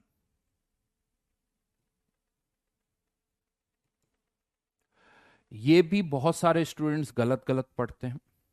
जब ये पढ़ते हैं तो यहां पर भी रिएक्शंस, पहली चीज तो मैं बता रहा हूं रिवर्सिबल रिएक्शन इरिवर्सिबल रिएक्शन ये एक अलग वर्ड है, और रिवर्सिबल चेंजेस बिल्कुल अलग चीज है, ये अलग चीज है। रिवर्सिबल रिएक्शन एक अलग बात है। इवन रिवर्सिबल रिएक्शन का क्या मतलब है, बहुतों को लगता है जिसमें रिएक्शन फॉरवर्ड में भी जा रही हो और बैकवर्ड में भी जा रही हो, ये जनरली सबके दिमाग में होता है, रिवर्सिबल में फॉरवर्ड बैकवर्ड, इरिवर्सिबल में केवल एक ही डायरेक्शन में, वो भी गलत है। हर एक रिएक्शन ऐसी होती है जिसमें रिएक्टेंट प्रोडक्ट में जाता है और प्रोडक्ट रिएक्टेंट में जाता है, हर एक रिएक्शन में ऐसा होता है। किसी में टेंडेंसी कम तो किसी में टेंडेंसी ज्यादा। हर रिएक्शन में रिएक्टेंट प्रोडक्ट में जाएगा, प्रोडक्ट रिएक्टेंट में आएगा। तो फिर डिफरेंस क्या है रिवर्सिबल और इरिवर्सिबल रिएक्शन में? डिफरेंस ये है, चाहो तो आप एनसीईआरटी से पढ़ लेना, 11th की एनसीईआरटी से पढ़ लेना, केमिकल और इक्विलिब्रियम वाले चैप्टर में रिवर्सिबल रिएक्शन और इरिवर्सिबल, इरिवर्सिबल जिनका अल्फा जिसे हम कहते हैं ना एक्सटेंट, इरिवर्सिबल का अल्फा ऑलमोस्ट ऑलमोस्ट 1 होता है, और रिवर्सिबल का अल्फा जो है 0 से 1 के बीच में होता है। एक्सटेंट की मैं बात कर रहा हूं, यानी यहां पर इरिवर्सिबल में रिएक्टेंट ऑलमोस्ट पूरा प्रोडक्ट में कन्वर्ट हो जाता है। 100% तो यहां पर भी नहीं होता, 100% तो यहां पर भी नहीं होता है, ये ध्यान रखना कहीं। और ना तो 0 कुछ होता है ना 100 कुछ होता है, यानी इन एक्चुअलिटी तो आप कहो कि हर एक रिएक्शन ही सर फिर तो रिवर्सिबल है, बोल सकते हो आप, लेकिन ठीक है 99.9% हो रही तो उसे आप इरिवर्सिबल बोल सकते हो। एनसीईआरटी पढ़ लेना, तो रिवर्स आगे पीछे जाने से मत बोलना, ये नहीं कि सर ये आगे जाना पीछे आना, बिल्कुल नहीं। कोई पूछे नेक्स्ट टाइम रिवर्सिबल रिएक्शन, वो 100% नहीं होती है, वो 100% नहीं होती है। इरिवर्सिबल रिएक्शन जो ऑलमोस्ट, वर्ड अच्छा सा लगाओ, ऑलमोस्ट 100%, ऑलमोस्ट 100%, राइट। तो ये रिवर्सिबल और इरिवर्सिबल रिएक्शन का मतलब हो गया। देखो मैं एक चीज समझाने से पहले आपको ये भी समझा रहा हूं कि क्या हम गलत पढ़ते हैं, वो गलत बातें पहले दिमाग से हटाओ ताकि सही बातें दिमाग में घुस सके, ताकि सही सही बातें दिमाग में घुस सके। नाउ अब मैं वापस आ रहा हूं रिवर्सिबल चेंजेस। रिवर्सिबल चेंजेस किसे कहते हैं? अगर मैं फर्स्ट पॉइंट लिखूं, which is carried out very slowly, carried out very slowly. हाँ, अब क्वेश्चन ये भी आता सर वेरी स्लोली से क्या मतलब है, पहले समझा रहा हूं फिर लिखना, अभी लिखना मत। वेरी स्लोली से क्या मतलब हुआ? सपोज करो यहां पर एक कंटेनर है जिसमें एक पिस्टन लगा हुआ है, और इस पिस्टन के ऊपर हमने मान लो बहुत ही फाइन कोई सैंड रखी हुई है, या तो सोच लो कि ये सैंड है, या इवन व्हीट फ्लोर, आटा, आटा जिसे कहते हैं व्हीट फ्लोर, जो कि बहुत फाइन होता है, बहुत फाइन फ्लोर, आटा, मैदा, कुछ भी आप बोल दो जो कि बहुत फाइन होता है, या बहुत फाइन सैंड यहां पर रखी हुई है, और यहां पर कोई गैस है। अब ये पिस्टन मूव नहीं कर रहा है, पिस्टन जहां है वहीं है, ना तो ऊपर जा रहा है ना नीचे जा रहा है। और अब मैं यहां पर एक चेयर लगा के बैठ गया साहब, यहां साइड में मैंने चेयर लगाई और यहीं पर मैं बैठ गया आराम से रिलैक्स्ड मूड में। एक पार्टिकल, एक सैंड पार्टिकल उठाया, साइड में रख दिया, केवल एक। फिर एक और सैंड पार्टिकल उठाया, फिर साइड में रख दिया, फिर एक और उठा के फिर साइड में रख दिया। धीरे धीरे इस तरह से एक एक पार्टिकल उठा रहा हूं मैं, आप एक एक सिंगल सिंगल पार्टिकल। हाँ, यूं कह दो सर वो तो पॉसिबल नहीं, इतना फाइन होता है, कैसे एक पार्टिकल उठाओगे सर, सेलेक्ट कैसे करो? मान लो वो अब मेरे में टैलेंट है, सब मैं कर लेता हूँ, सब मैं मैनेज कर लेता हूँ, मैं बहुत ही मतलब एक एक पार्टिकल को भी उठा सकता हूँ, तो वो मैं कर लूंगा। एक पार्टिकल उठाया फिर साइड में रखा। आफ्टर 1 ईयर, आफ्टर 1 ईयर, तब तक यही कर रहा था, यही उठा के रख रहा था, और बाकी चीजें मत सोचना सर 1 साल तो कंटिन्यूसली कर रहे थे, या बीच में थोड़ी देर उठ के कहीं जा रहे थे, खाना खाने जा रहे थे, या जो भी आपके दिमाग में चल रहा हो, मैं 1 साल तक नॉन स्टॉप यही कर रहा था। तो हमने देखा आफ्टर 1 ईयर, आफ्टर 1 ईयर हमने क्या देखा, ये जो पिस्टन है ना, ये यूं मान लो 1 मिलीमीटर, कितना, 1 मिलीमीटर ऊपर खिसक गया भाई साहब, 1 मिलीमीटर।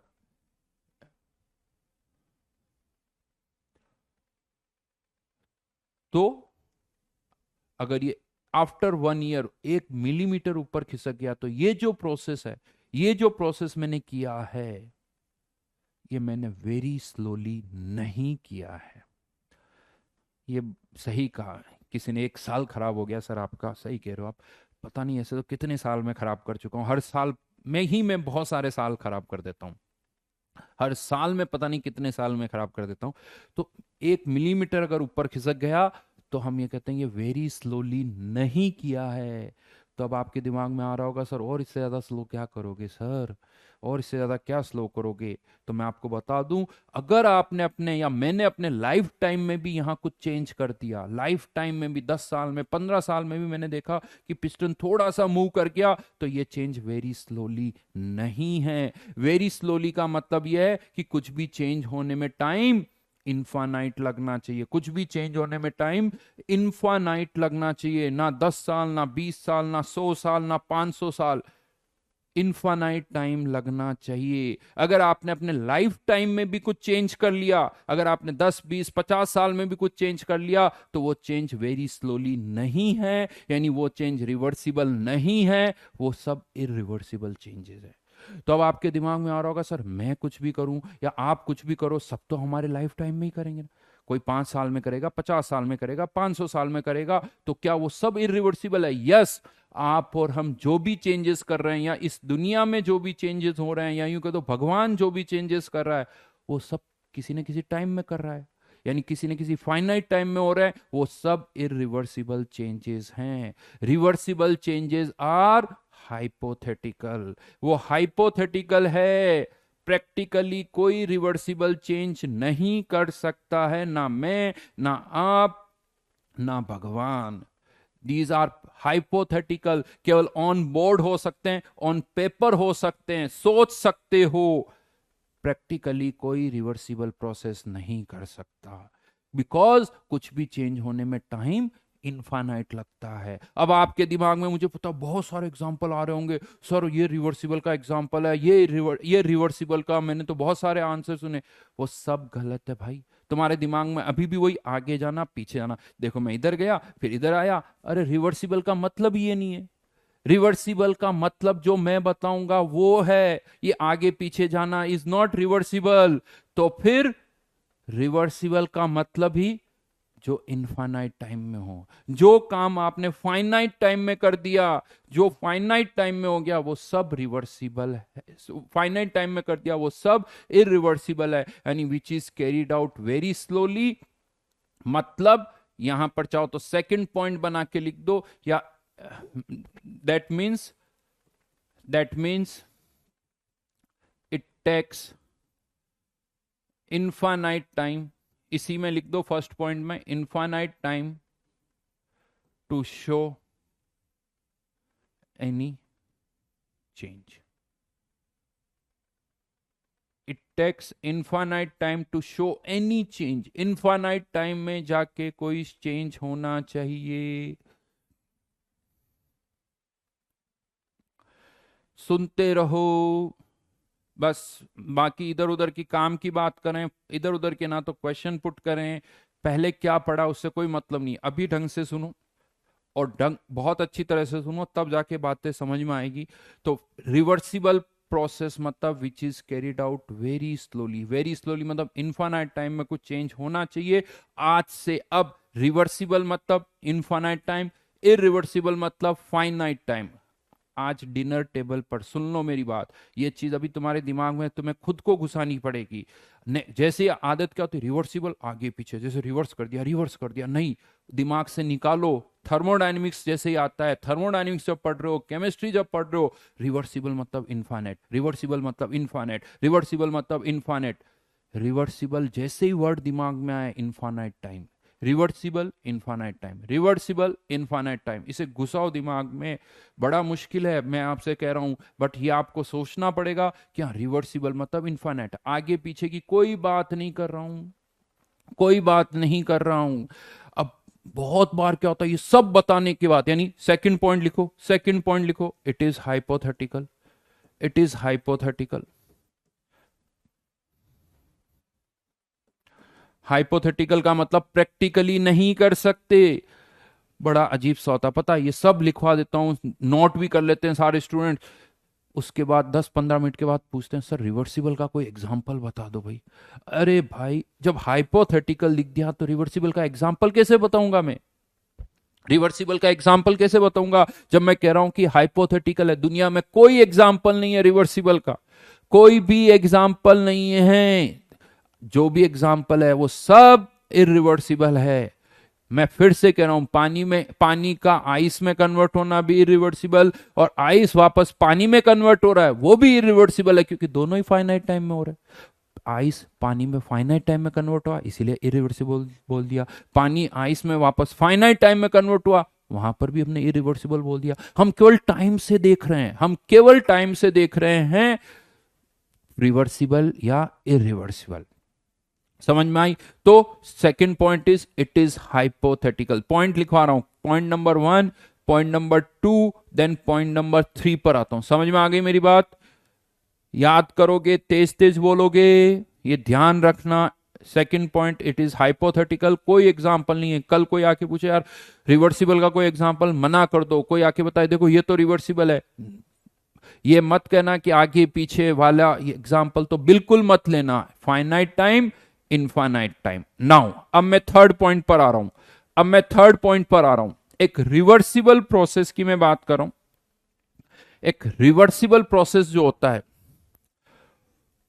वो तभी पॉसिबल है जब ड्राइविंग फोर्स जो है, वर्ड को अच्छी तरह से सुनना, ड्राइविंग फोर्स जो है वो बहुत छोटा होना चाहिए। बहुत छोटा मतलब टेंड्स टू जीरो। अब पहले तो समझते हैं सर ड्राइविंग फोर्स क्या होता है, एक ही बार में सुनना, बार बार रिपीट नहीं करूंगा। देखो ये पिस्टन यहां पर पहले रखा हुआ था, बाहर से जितना प्रेशर नीचे की तरफ लग रहा था, अंदर से भी उतना ही ऊपर लग रहा था, कोई मूवमेंट नहीं हो रहा था, कोई मूवमेंट नहीं था। लेकिन जैसे ही आपने एक सैंड पार्टिकल हटाया, अंदर और बाहर का प्रेशर अब बराबर नहीं है। पी एक्सटर्नल कह सकते हो और पी इंटरनल, पी एक्सटर्नल और पी इंटरनल। अगर इनमें डिफरेंस है थोड़ा बहुत, प्लस भी हो सकता है माइनस भी हो सकता है, तो अगर पी एक्सटर्नल और पी इंटरनल में डिफरेंस बहुत कम है, डीपी मतलब होता है टेंस टू जीरो, तो ये प्रोसेस रिवर्सिबली होगा। डीपी का मतलब टेंस टू जीरो। देखो tends to zero, zero almost बहुत ही कम। कोई पूछा sir tends to 0.00000000001 tends to zero है या नहीं है, तो नहीं है बेटा। टेंस टू जीरो केवल बोल सकते हो, इमेजिन नहीं कर सकते हो। जैसे इनफाइनाइट है, क्या 10 की पावर 100 इनफाइनाइट है? नहीं है। 10 की पावर 10,000 इनफाइनाइट है? नहीं है। 10 की पावर 1 मिलियन इनफाइनाइट है? वो भी नहीं है। तो बहुतों के दिमाग में आता है सर फिर इन्फानेट है क्या? तो इन्फानेट तो इन्फानेट है, कोई नंबर नहीं, बस बोलते हैं इन्फानेट मतलब बहुत बड़ा नंबर। टेंस टू जीरो मतलब टेंस टू जीरो ही है। तो यहां पर ध्यान रखना इस चीज को, नहीं अंदर और बाहर के प्रेशर में जो डिफरेंस होता है वो बहुत कम होता है, ये बहुत कम होता है। तो लिखिए थर्ड पॉइंट इसी को, और अंदर और बाहर के प्रेशर के डिफरेंस को ही हम क्या बोल रहे हैं? Driving force. ड्राइविंग फोर्स क्या है? अंदर और बाहर का प्रेशर डिफरेंस। अगर अंदर और बाहर का प्रेशर बराबर है तो पिस्टन मूव नहीं करेगा, और अंदर और बाहर के प्रेशर में कुछ डिफरेंस है तो पिस्टन मूव करेगा। तो लिखिए यहां पर driving force should be very small, very small bracket में लिख दो, tends to zero, tends to zero. और फिर मैथमेटिकली ये कंडीशन लिख देना, P external equals to P internal plus minus DP. और ये नहीं कि चेंज हमेशा पिस्टन के कारण ही होता है, अंदर और बाहर का टेम्परेचर का डिफरेंस भी हो सकता है। अगर अंदर और बाहर के टेम्परेचर में भी डिफरेंस है, वो भी बहुत कम होना चाहिए, वो भी बहुत कम होना चाहिए।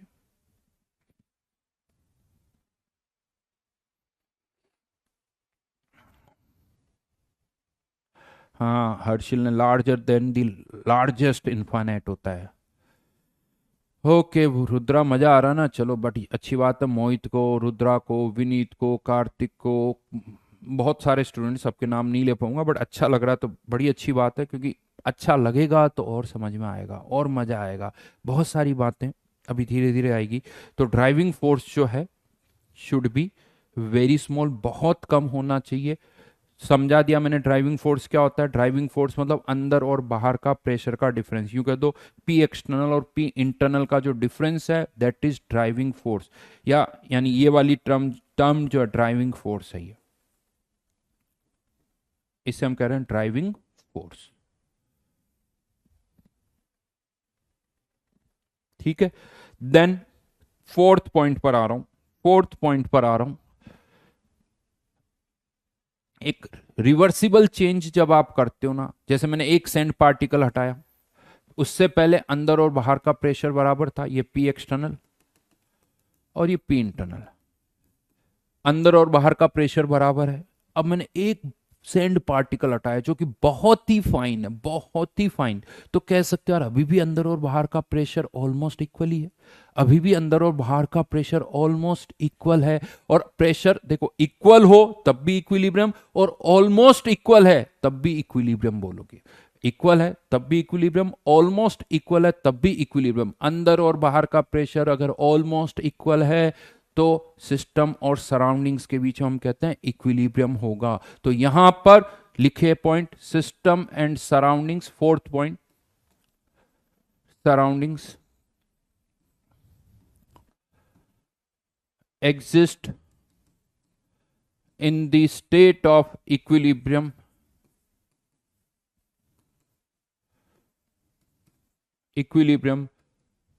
throughout the change, through out the change, यानी थ्रू आउट सिस्टम और सराउंडिंग्स के बीच में इक्विलिब्रियम रहता है। इक्विलिब्रियम का मतलब अंदर और बाहर का प्रेशर जो है या जो टेम्परेचर है उसमें डिफरेंस बहुत कम होना चाहिए। डिफरेंस अगर बहुत कम है यानी जो भी ड्राइविंग फोर्स है उसमें डिफरेंस बहुत कम होना चाहिए। यानी थर्ड और फोर्थ पॉइंट अगर देखा जाए, थर्ड और फोर्थ पॉइंट दोनों एक ही बात कर रहे हैं कि ड्राइविंग फोर्स अगर बहुत कम है तो मतलब सिस्टम और सराउंडिंग्स के बीच में इक्विलिब्रियम है। इस पॉइंट की बहुत इंपॉर्टेंस है, मैं समझूंगा इसकी इंपॉर्टेंस क्या है।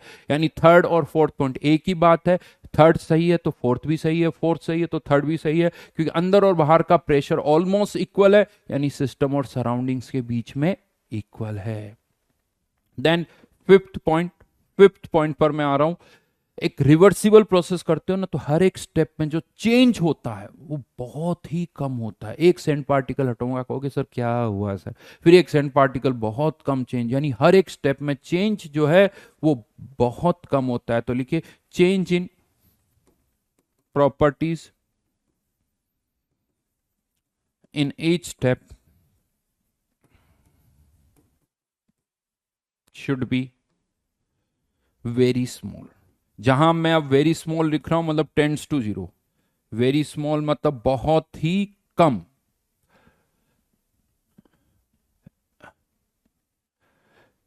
पी एक्सटर्नल कांस्टेंट कैसे होगा बेटा, सेंड पार्टिकल हटा रहा हूं, जैसे जैसे हटाता जाऊंगा थोड़ा थोड़ा चेंज होगा, सेंड हटाऊंगा तो थोड़ा थोड़ा चेंज होगा,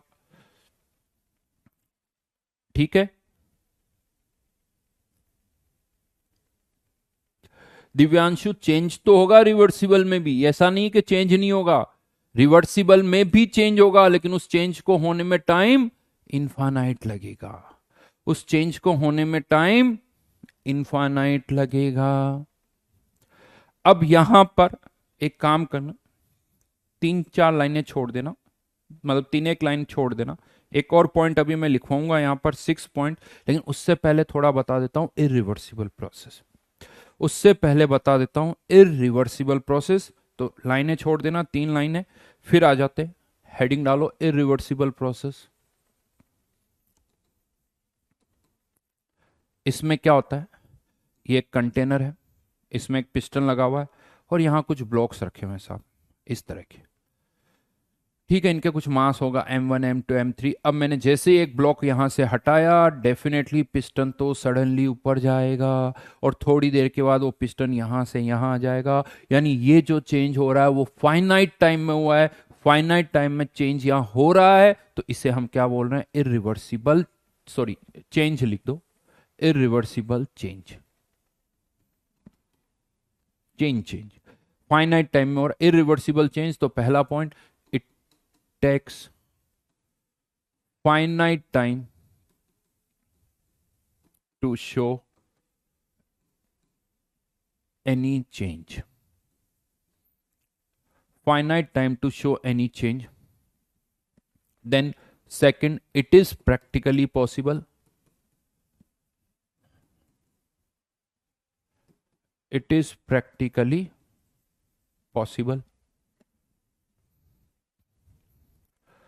थर्ड वन, यहां पर अब जो ड्राइविंग फोर्स है उसमें अच्छा खासा डिफरेंस होना चाहिए। जैसे ही आपने ये वाला ब्लॉक यहां से हटाया अंदर और बाहर के प्रेशर में अच्छा खासा डिफरेंस होगा। यानी मैथमेटिकली इसको मैं ऐसे लिख सकता हूं, P external P internal plus minus, इस बार डीपी नहीं delta P. DP tends to zero होता है, डेल्टा पी की कुछ ना कुछ वैल्यू होगी, वो कम हो सकती है लेकिन कोई ना कोई वैल्यू होगी। डीपी की कोई वैल्यू नहीं होती, डीपी टेंड्स टू जीरो होता है, डेल्टा पी की कोई ना कोई वैल्यू होती है। तो driving force should B appreciable, जिसको एप्रिशिएट मतलब मेजर किया जा सके, एप्रिशिएबल मतलब जिसको मेजर किया जा सके, जिसको कुछ बोल सकते हो, driving force should B appreciable, यानी वैल्यू जिसकी होगी दैट इज एप्रिशिएबल। चाहे वो टेम्परेचर का डिफरेंस हो, चाहे प्रेशर का डिफरेंस हो, कुछ ना कुछ होना चाहिए, तो वो प्रोसेस जो होगा वो इरिवर्सिबल होगा, वो इरिवर्सिबल होगा। फोर्थ, अब यहां पर एक और पॉइंट आता है, ढंग से सुनना, इक्विलिब्रियम वाला पॉइंट समझा रहा हूं। फोर्थ पॉइंट, जब तक आपने ये ब्लॉक नहीं हटाया था तब तक अंदर और बाहर का प्रेशर बराबर था, इसीलिए पिस्टन मूव ही नहीं कर रहा था।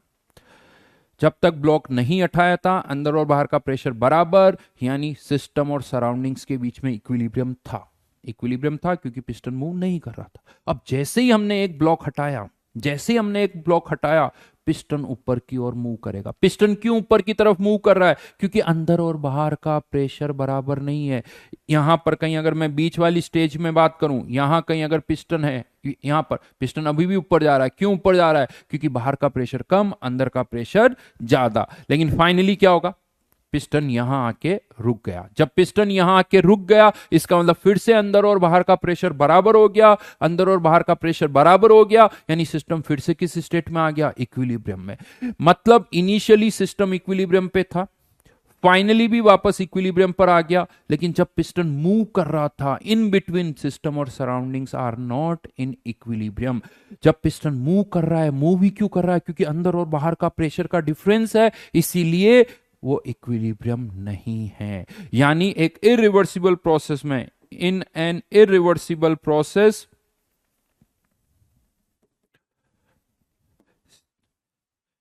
in an irreversible process, equilibrium exists at the initial and final state only, at initial and final state only, through out नहीं रहता है। रिवर्सिबल में थ्रू आउट रहता है, रिवर्सिबल में थ्रू आउट इक्विलिब्रियम, इरिवर्सिबल में केवल इनिशियली और finally. Equilibrium exist at the initial and final state only. इसका अभी यूज बताऊंगा, इसका क्या मतलब है, इसका क्या एप्लीकेशन है, वो डिस्कस करेंगे। लेकिन उससे पहले एक फिफ्थ पॉइंट और लिख लेते हैं, फिफ्थ पॉइंट और लिख लेते हैं। वहां पर भी हमने इसी तरह से लिखा था। रिवर्सिबल में फिफ्थ पॉइंट क्या था? Change in properties should be very small. Irreversible में वेरी स्मॉल नहीं होगी, कुछ ना कुछ होगी। और वेरी स्मॉल का मतलब ये नहीं कुछ कुछ होगी तो बहुत ज्यादा नहीं बोला मैंने, थोड़ी बहुत भी, थोड़ा बहुत भी चेंज हो रहा है जो मेजर कर सकते हो, वो सब इरिवर्सिबल है। तो fifth point, change in properties should be appreciable. Change in properties in each step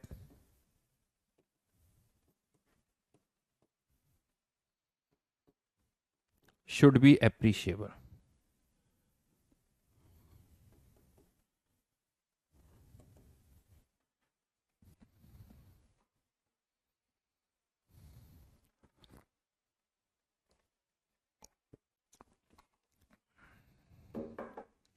Vineet sir आप मस्त पढ़ा रहे हो, ऐसा ही पढ़ना आपसे, वाह। बस तुम ऐसे ऐसे बोलते रहो, फिर देखो तुम, सब कुछ सही लिखा है। ठीक है, change in properties in each step should B appreciable, यानी कुछ ना कुछ होना चाहिए। ये हो गए पांचों पॉइंट, दोनों तरफ हमने लिखे थे, दोनों साइड में 5 पॉइंट्स हो गए। अब मैं एक इंपॉर्टेंस बताता हूं, इस फोर्थ पॉइंट की इंपॉर्टेंस बताता हूं। थ्रू आउट इक्विलिब्रियम होने से और थ्रू आउट इक्विलिब्रियम नहीं होने से क्या फर्क पड़ता है, उसकी एक इंपॉर्टेंस बता रहा हूं। PV equal to N R T equation हम कहते हैं किसके लिए यूज कर सकते हैं? आइडियल गैसेस के लिए, राइट। ये सबको पता, आइडियल गैस के लिए PV equal to N R T equation हम यूज कर सकते हैं। लेकिन आपको पता है एक आइडियल गैस के लिए भी ऐसी सिचुएशन आती है जब हम PV equal to N R T equation use नहीं कर सकते। एक आइडियल गैस के लिए भी हम PV equal to N R T equation use नहीं कर सकते, ऐसी सिचुएशंस आती है। क्वेश्चन आता है कब? चलिए मैं बताता हूं। ये एक कंटेनर है, दोनों की साइज मान लो इक्वल है, ये भी वी ये भी वी। यहां कोई गैस है जिसका प्रेशर है 2 एटमॉस्फेयर, 2 एटमॉस्फेयर, इसके बीच में एक वॉल लगा हुआ,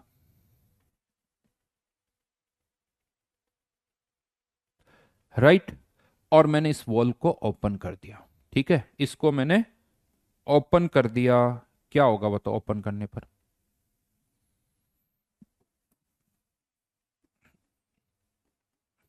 गैसेस यहां से यहां जाएगी, गैसेस यहां से यहां जाएगी, टेम्परेचर कांस्टेंट है, क्या होगा फाइनली प्रेशर, क्या होगा फाइनल प्रेशर, क्या होगा?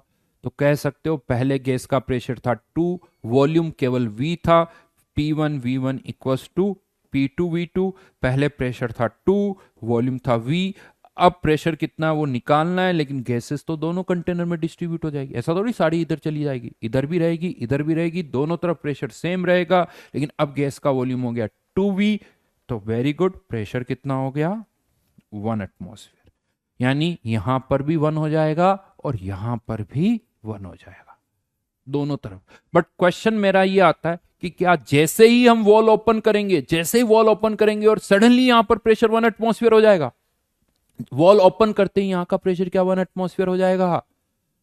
नहीं, टाइम लगेगा, ऑब्वियस, गैसेस यहां जाएगी तो उसमें टाइम लगेगा, जैसे ही वॉल ओपन करोगे यहां प्रेशर कुछ और होगा, यहां कुछ और होगा, यहां कुछ और होगा, कुछ मॉलिक्यूल जल्दी चले जाएंगे, धीरे धीरे मूवमेंट होता रहेगा, यानी प्रेशर यूनिफॉर्म नहीं होगा, प्रेशर यहां कुछ और, यहां कुछ और, यहां कुछ और, यहां कुछ और, वॉल ओपन करते ही प्रेशर यूनिफॉर्म होगा ही नहीं। तो ये जो 1 एटमॉस्फेयर है ये कब का है? 1 एटमॉस्फेयर कब का है? जब फाइनली सब कुछ सेटल डाउन हो गया कि हाँ सर अब कोई चेंज नहीं हो रहा है, जो भी मूवमेंट होना था हो चुका है, अब कोई चेंज नहीं हो रहा है, और जब कोई चेंज नहीं हो रहा होता है उसी को हम क्या कहते हैं? इक्विलिब्रियम। इक्विलिब्रियम बोला जाता है कि हाँ अब कोई चेंज नहीं हो रहा है, तो ये 1 एटमॉस्फेयर कब का प्रेशर है? फाइनल। फाइनल मतलब अब कोई चेंज नहीं हो रहा है, अब कोई चेंज नहीं हो रहा है, इसका मतलब सिस्टम किस स्टेट में आ गया? इक्विलिब्रियम पर।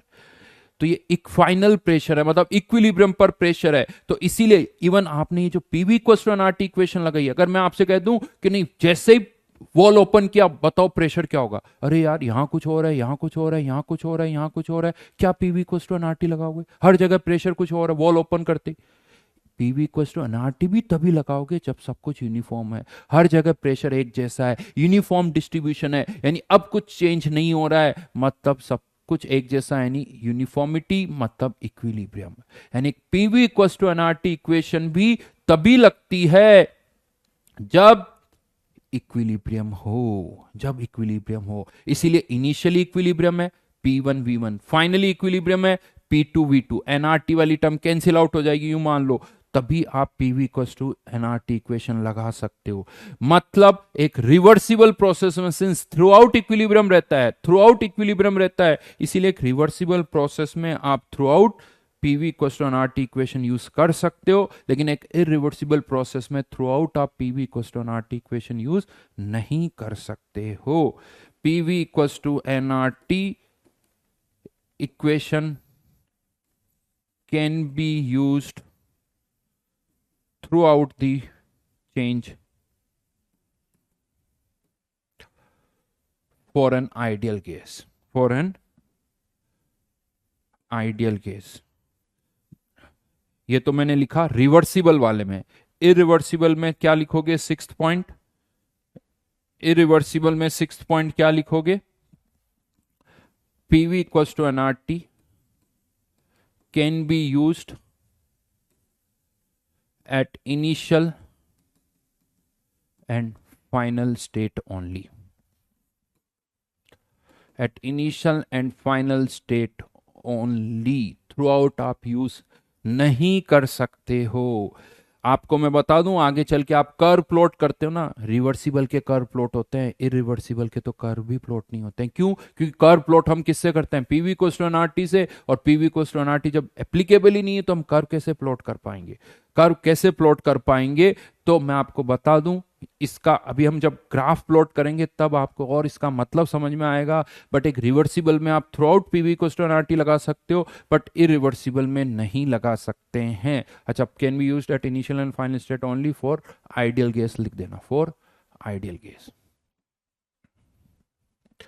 चलिए आज के लिए यहीं तक करते हैं। होमवर्क आपको सॉलिड स्टेट में से S2 करेंगे हम, सॉलिड स्टेट का S2 का डिस्कशन बाकी है, वो हम करेंगे थर्मोडायनेमिक्स में। अभी भी कोई और होमवर्क नहीं है, सॉलिड स्टेट का करेंगे, अभी 2 लेक्चर और लगेंगे तब जाके आपको कुछ होमवर्क मिलेगा, ठीक है ना।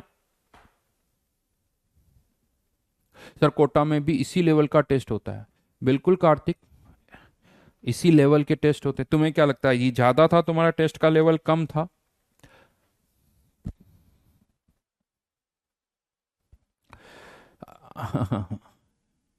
दीपक वो थोड़ा सोचना। तो चलिए आज के लिए यहीं तक करते हैं, ये होमवर्क है जो कि हम नेक्स्ट क्लास में डिस्कस करेंगे, ठीक है। Okay bye. Sir I didn't like physical chemistry last year. Okay, जहाँ कहीं पे भी थे नाम लिखा हुआ, लेकिन वो मैं नहीं पढ़ना चाहता, बट नाउ मज़ा आ रहा है आपके साथ पढ़ के। बहुत बढ़िया जी, बहुत बढ़िया। Thank you.